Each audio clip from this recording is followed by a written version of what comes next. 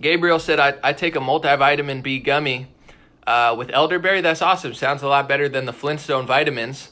Flintstone vitamins, if you look at the ingredients, they're actually terrible. That's what they pushed on us. They're like, here, eat bread, cheese, Coca-Cola, McDonald's, microwavable foods, and eat Flintstone vitamins. And then these are the health experts that they're like, we want to save lives. That's why we lied to you for the last 20, 30 years, The same company that's going to work on the cure just got sued last year for having asbestos in their baby powder. But trust us, we would never lie.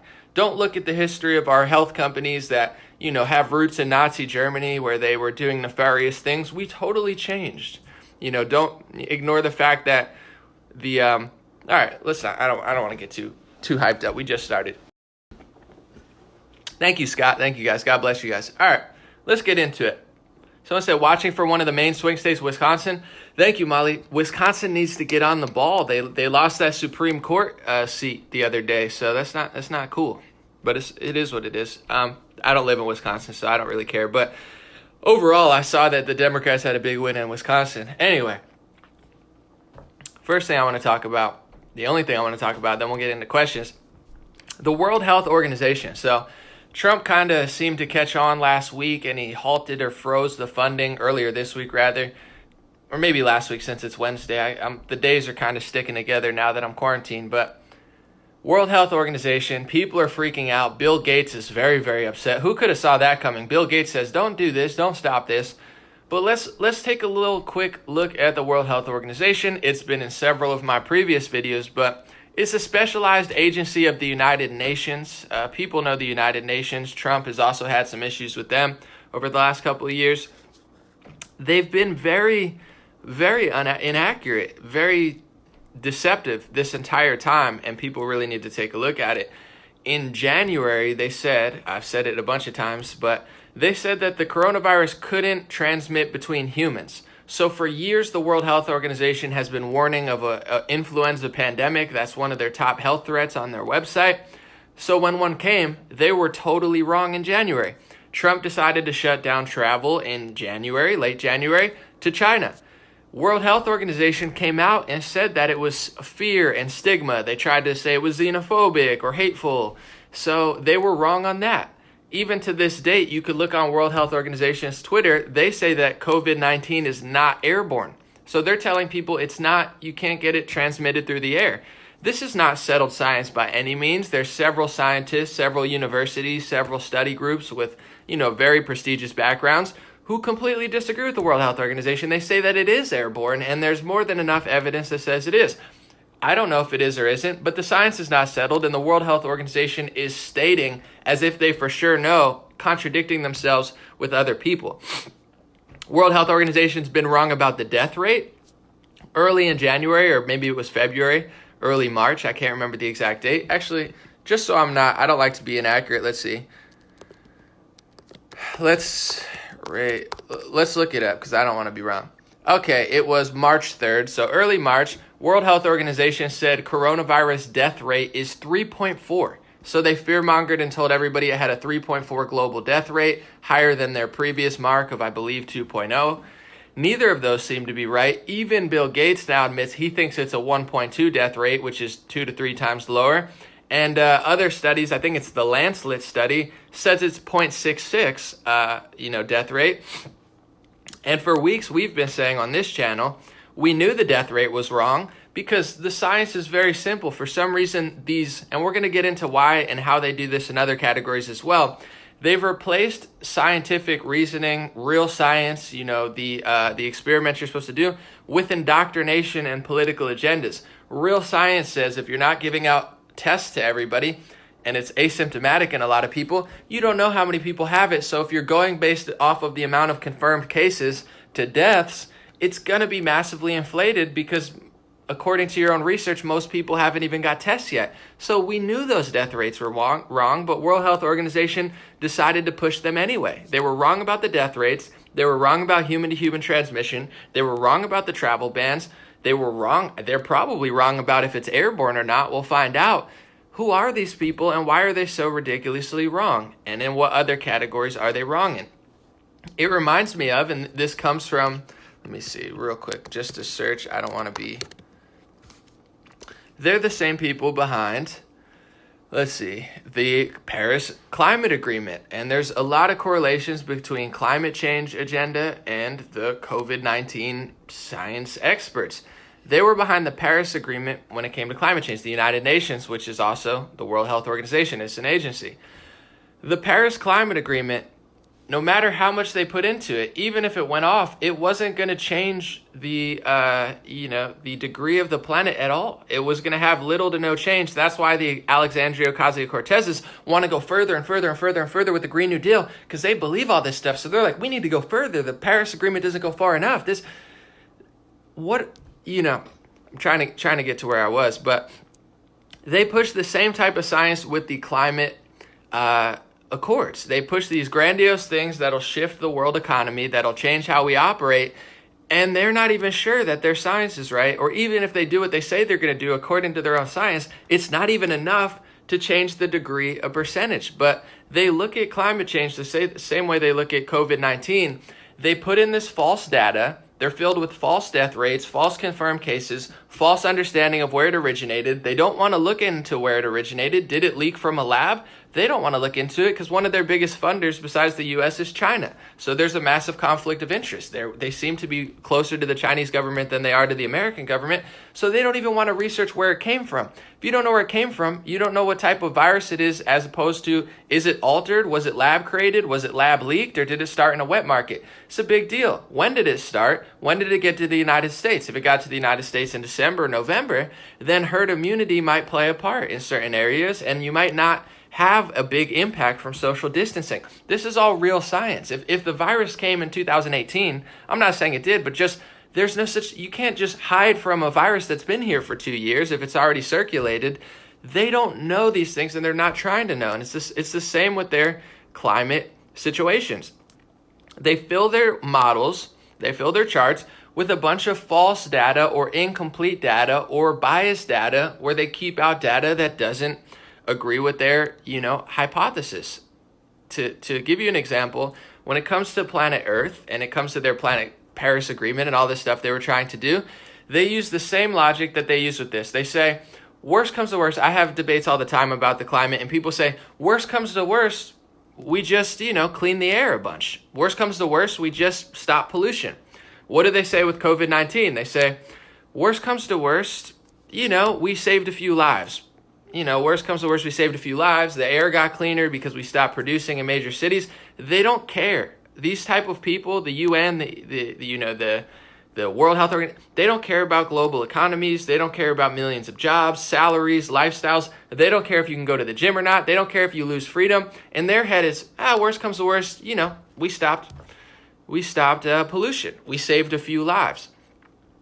And it's the same exact, not only logic, but the way they put in the data. When it comes to the climate of the planet, you got to understand one of the main variables is the sun. The sun heats up the planet. The sun is stronger than anything that humans can do. If the sun decides to heat up, however much percentage, we're all fried. If the sun decides to do something else, we're all going to freeze. So no matter how much we put into it, they don't consider that. They don't consider volcanoes. No matter what Hawaii does, the big island of Hawaii, the volcano runs that island, and they look at it like a god. They call it Pele because they understand they mean nothing to the volcano. Same with the oceans. 95% of the oceans, or 90% now, they're saying, are unexplored. 60 to 75% of the entire planet is the ocean. You can do the math. If 60 to 75% of the planet is ocean, and 90% or so of the ocean is unexplored, let me just search it. How much of the ocean have we explored? 5%, maybe 10% at this point. Most of Earth is unexplored. So they're trying to say the science is settled with COVID-19. They're wrong about the death rates. They're wrong about the hospitalizations. They're wrong about when it started. They're covering up where it possibly started and trying to say it's a conspiracy theory, even though now even U.S. intel agencies are backing up what I'm saying. They're wrong about everything because it was never right to begin with. They use false data, phony data, politically biased data to achieve something that they're trying to achieve, and then put it into a model, and that's when you get the Dr. Birx models and the Fauci models that make no sense. It's the same with their climate science. It's never real to begin with. They don't They don't equate the oceans. They don't equate the sun. They don't understand that even if we do, when it comes to ice, you have to understand, even in areas of Greenland, they said it was going to melt 30 years ago. It grew for the last 3 years. I'll look it up real quick just to show you that, and you could Google it yourself. Jacob Shavin Glacier grows. All right, let's look this up. They call it the world's fastest, or Greenland's largest glacier. This is right from NASA.gov. It says Jacob Shavin Glacier grows for a third straight year. This is from June 2019. So they keep telling you it's going to melt, then it starts growing, and then they say, oh, it's growing, but it doesn't really matter. They don't like data that disagrees with their final conclusion. They want that to be real, and they're trying to achieve that goal no matter what. And it's the same with this. Why am I making the correlations? Because these are the same people involved. They have a certain thing they're trying to accomplish, and they're not good scientists. That's why in January, they didn't know humans could transmit it to humans.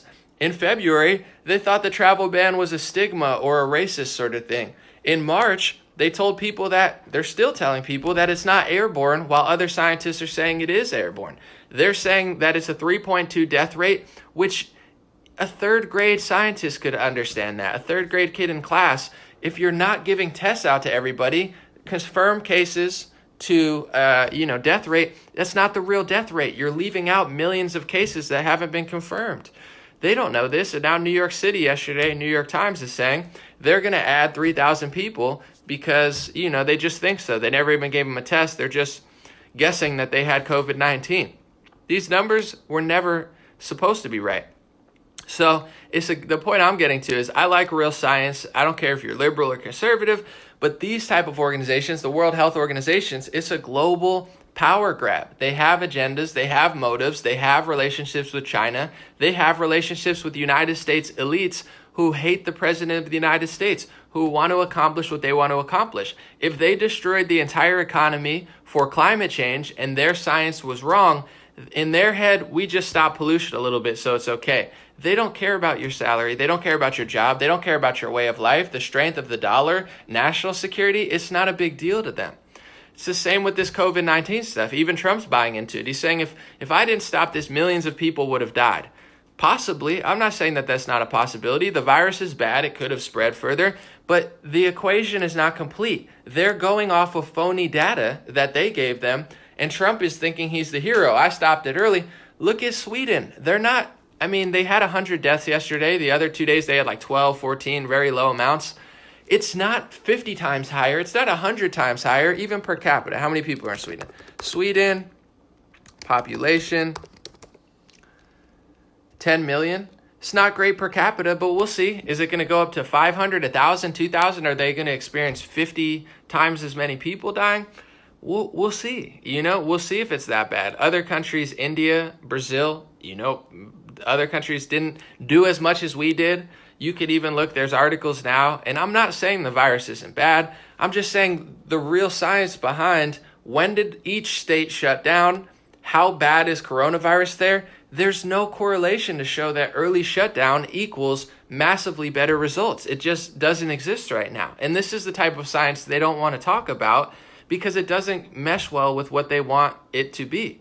And you have to be a real scientist or to be a real data analyst, you have to take in all the data. I'm taking in their data. I'm taking in inconvenient stuff. Yeah, Sweden has a bad day due to their population. They show United States it's growing. Oh my God, our chart's so high. When they show you based on population, based on how many people we have to deaths, we're actually relatively low. But they don't like to show that chart because it doesn't make the U.S. look bad, and that's what they want. They want the United States to look bad and their leadership to look bad. So I'm just saying you got to crunch all the data. When it comes to the climate science, when it comes to COVID, they're going off this story. If we didn't close, for sure millions of people would have died. It's the same thing as, I'll play a clip real quick. It's the same thing as with the climate change stuff. When you pressure these people, they don't really have an explanation. And I'm not a science denier or a climate denier in a sense. I'm going to play this clip right here of Tucker Carlson and Bill Nye. I think the climate is changing, but I also speculate, listen, The sun is very powerful. The ocean's powerful. Volcanoes are powerful. Ice cores are more powerful than we could ever be. There's a possibility that the earth goes through cycles and destroys us or heals us whenever it wants. It could be that, we get out of control and it corrects us. I absolutely agree with that when climate change people say that. But there's also the possibility that the volcano, sun, ocean, and ice core, combination is more powerful than us. And if you look at the history of global warming and ice age, they said it was an ice age for 20, 30 years. They told people from Florida they'd be underseas.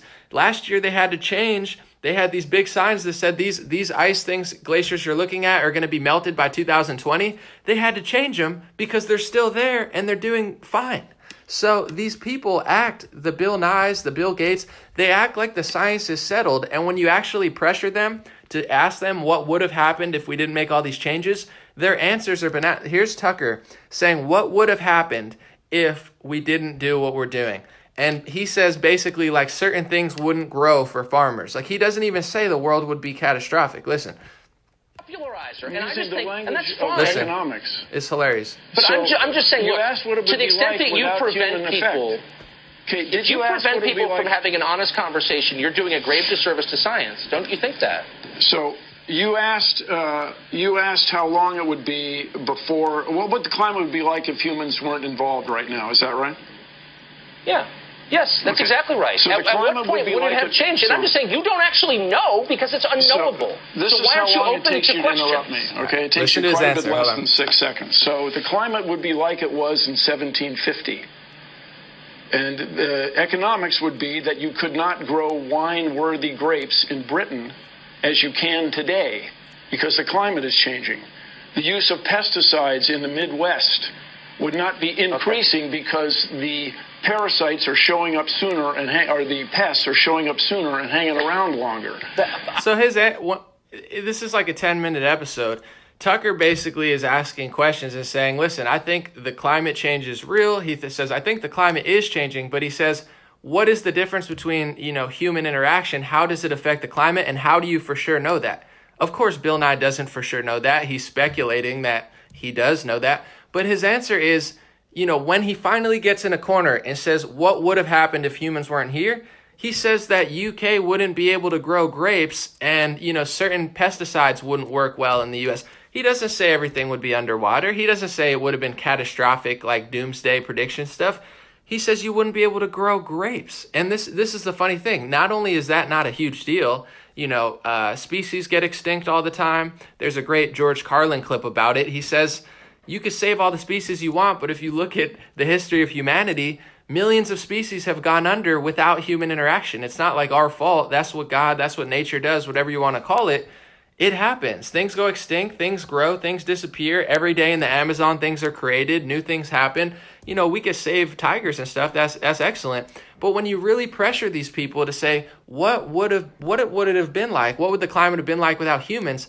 They first speculate. They don't know for sure. They're guessing that the sun would have been exactly the same. They're guessing that glaciers, volcanoes, oceans, the ice shift, and there's also the North and South Pole. If you listen to some scientists, even that moves. There's things that are outside of our control. So much so, they went from telling people in the 60s and 70s that it was going to be an ice age and we're all going to freeze, to then we're all going to heat up and melt and Florida's going to be gone. And then when people started catching on that wasn't necessarily true, they then changed it to climate change because it's very ambiguous. In certain places, it's going to get hotter. In certain places, it's going to get colder. But they're assuming that that's 100% for sure because of human interaction.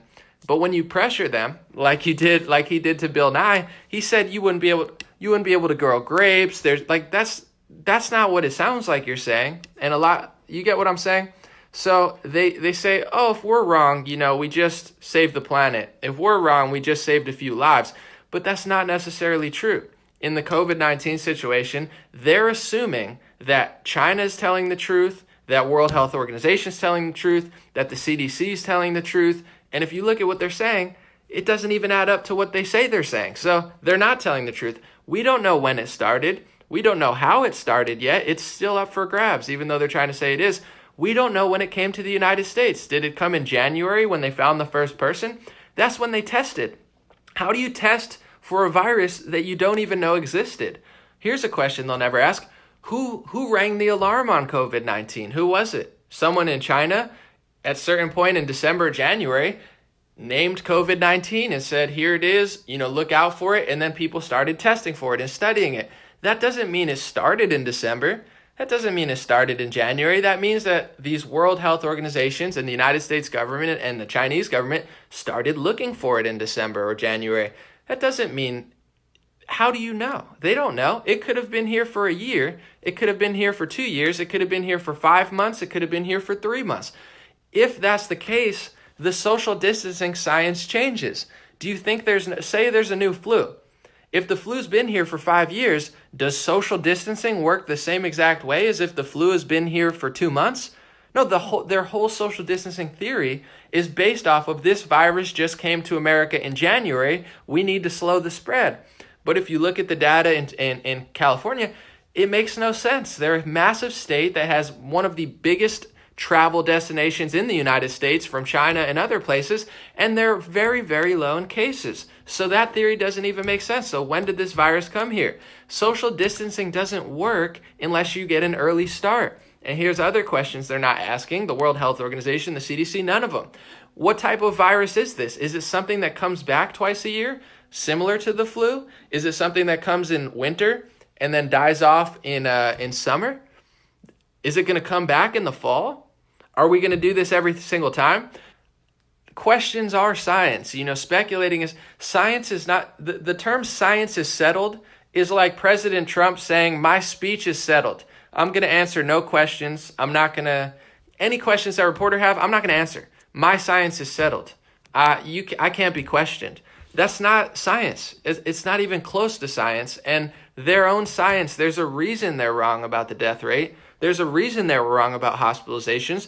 There's a reason they were wrong about mask recommendations. There's a reason they were wrong about the travel ban. There's a reason they were wrong about human-to-human transmission. There's a reason that the World Health Organization, our own CDC, our own Surgeon General, and our own experts in this country have been wrong every single month until now. It's because, one, science doesn't settle. They don't know where it came from. They don't know when it got here. They don't know who patient zero is. This is all facts. It not only doesn't settle, every model that they've built so far has been filled with false data. It's easy to understand that the death rate would have been lower if you're only taking confirmed cases. You're admitting asymptomatic people have it. And for the first beginning of March, people couldn't even get access to tests. And in the world now, the United States has a lot of tests, but other countries still don't have tests. So the death rate still isn't. You can only estimate. So the fact that it went from 3.2 to 0.66 for Lancelet studies, it always was that low. It might be even lower. Maybe it's a little higher, but they're making these grandiose conclusions off of false science and false data, and people believe them. They think it's virtuous to say, I'm not an expert, so let me listen to the experts. I'm not saying I'm an expert, but there is one thing that I'm blessed with, that everyone is blessed with, which is the ability to think and ask important questions, because the more you look at it, it's more indoctrination than it is science. There is no such scientific equation that says humans definitely do climate change and asking any questions about it is bad and the ice caps are for sure melting. They've been wrong. I could pull up articles from 1980. There's so many Time magazine covers predicting doomsday certain things. Predictions to the core. In the 2000s, this is going to happen. Never happened. In 2010, this is going to happen. Never happened. There's an ice age. The planet is cooling off. It's going too fast. Then they reversed it. They don't know. They're drilling ice cores. They're taking a lot of data that they have, but they don't have a complete data set because most of Earth is ocean. Most of ocean is unexplored. The sun is only understandable from this distance. We don't know how powerful it is. It could shoot a solar flare tomorrow and kill everybody without, Bill Nye's permission. So their data is incomplete, which is fine if they say that. Fauci admits that all the time on television. He says, our data, we make the models based off our data, and our data is not always right. Respect to him for that moment, for at least admitting that. But when they don't tell you that, and they act like the Bill Nyes and the Gateses and say, the science is settled. You can't question us. You can't defund the World Health Organization. Why wouldn't you? If their entire job was to stop pandemics, They didn't see this coming. They were wrong about it early on. They're still wrong about it. They're not useful. They've become a big government of the world, just like the big government of the United States. What are our agencies doing? What are they up to? Are they phenomenally, 100% flawlessly executing everything? No. It's the reason people are conservative and libertarian. They want to lower government because the more money and power you give to government, they get into these bloated things. The agriculture department of health or whatever, they give you the food pyramid. The food pyramid makes no sense because it was never supposed to make sense. It wasn't based off science. It was based off of big agriculture and big money in the food industry, in the milk industry, in the grain industry, and whatever was big at the time, collaborating with the federal government to lie to people using a pyramid. It was never based off health. It was always a lie, and it was always meant to be a lie. It wasn't a mistake. People say, not only it's outdated, it was never in date. The food pyramid was never in date. It was big agriculture lying to the American people to make money along with the federal government. Why do politicians on both sides of the aisle lie to you? Because they're all sold out to lobbyists, whether it's foreign government lobbyists, Chinese lobbyists, Israeli lobbyists, probably some Saudi and Qatar lobbyists. Who knows? It's funny because they blame Russia, but Russia's probably the least involved out of all these countries. Big pharma, military industrial complex, the big industries that run the multi-trillion-dollar industry of war. This is why nothing gets done. They're not telling you, they're not experts of politics. A lot of them are just, victims of the highest bidder. Whoever gives them the most money, they'll pass any sort of bill. Anti-speech bill, even if they're Republican, why not? A bill that, favors big corporations and screws over American people, why not? They'll give you an excuse of why they're doing it, but it's the same with science. It's the same with health. So just because they're a global health organization, you don't know what their financial interests are. You don't know how they operate. There's a reason that our big government's to the point it is. It's decades of selling out to foreign lobbyists, domestic lobbyists, corporations, and people with a lot of money who care about certain things that are not necessarily in the best interest of your health, your safety. They didn't tell you to eat bread and cheese all day and cereal because they thought that was good for your health. They, as the fake experts, they lied to you because somebody gave them money to tell you that sugar and bread is good for you when it's not that good for you. So this idea that people need to trust the experts, I agree, but you also need to realize that certain experts, just like certain politicians, they're not really experts. They're gatekeepers, they're liars, and one of the clearest indications of that is them not wanting you to question where the virus came from, them smearing people like me and falsely censoring my videos, saying that it for sure didn't come from a lab, when in their own stupid article, they're quoting a scientist who's very well known from Rutgers who actually thinks it could have accidentally leaked from a lab, so that's a total fail. They're cover-up agents, they're smear agents, and it's a big, conspiracy. I know they don't like conspiracy theory, but the word conspiracy literally means a bunch of people working together. Facebook, Google, YouTube. Listen to the Kanye rant. He said Facebook lied to you, Google lied to you. It's all one big club, as George Carlin would have said, and you're not in it. Facebook, Google, YouTube, MSNBC, see all of them. Most of Fox News, besides Tucker Carlson and a few of their anchors, you see that slowly declining as well. They all have one message. Doesn't mean it's true. Doesn't mean it's an expert. If you're a scientific expert and you don't agree with them, they'll bury you. The founder of the Weather Channel, who is a scientist, doesn't even agree with the climate change agenda, and he explained it on CNN, and they didn't even have anything to say. He's like explaining why he doesn't agree with it and how that percentage number, they say 95% of these people agree with it. It's because they give the money to those 100% of scientists, so naturally everybody that they give the money to agrees with them. If not, they don't give them the money. It's the same with a lot of this stuff. You can't go in the World Health Organization if you say, hey, I don't see a correlation between shutdown and what if the virus came here earlier? What if China leaked it from a lab? You don't get to be at the World Health Organization if you start asking those questions. So yeah, they're all going to agree on certain stuff. It's the reason that they're constantly wrong. So that's what people need to realize. Yes, leave it to the experts and the scientists when it comes to the deep stuff, but don't stop asking questions, and don't for a second believe these people are as much experts as, Jim Acosta is a news expert. He's an expert on the news. Chris Cuomo, don't read the emails. Chris Cuomo will disseminate them for you because he's a very trustworthy guy. They're not as expert as they claim to be. And the more you ask them questions, they don't want to answer them.